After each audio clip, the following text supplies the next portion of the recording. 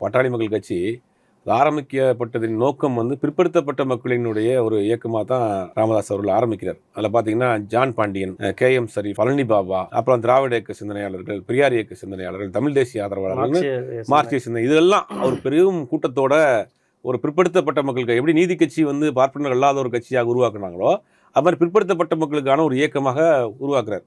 நோக்கம் வந்து பெரிய நோக்கம். ஒரு பக்கம் தென் மாவட்டங்களில் பார்த்தீங்கன்னா வள்ளி பாபா கூட்டு போய் கூட்டங்கள் போடுறாரு, ஜான் பாண்டியன் போய் ஒரு பக்கம் கூட்டங்கள் போடுறாரு. ஜான் பாண்டியன் கட்சியில் பொறுப்பிலே இருந்தார்.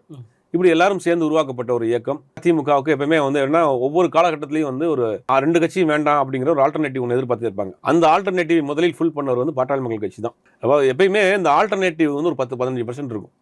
2 கட்சியும் வேணாம்ப்பா, ஆண்ட கட்சி வேணாம், ஆளும் கட்சி வேணாம், புதுசாரா வரட்டும் இன்னைக்கு பேசுகிறோம் இல்லையா, இது இன்னைக்கு பேசல. இது கிட்டத்தட்ட ஒரு 40 வருஷமா தமிழ்நாட்டு அரசியலில் பேசிக்கிட்டே இருக்காங்க. அந்த முதலில் அந்த மாற்றத்தை கொண்டு வரணும்னு ஒரு மாற்று அரசியல்னு சொன்னவர் ராமதாஸ் தான். அப்படி உருவாக்கப்பட்ட கட்சி தான் பாட்டாளி மக்கள் கட்சி.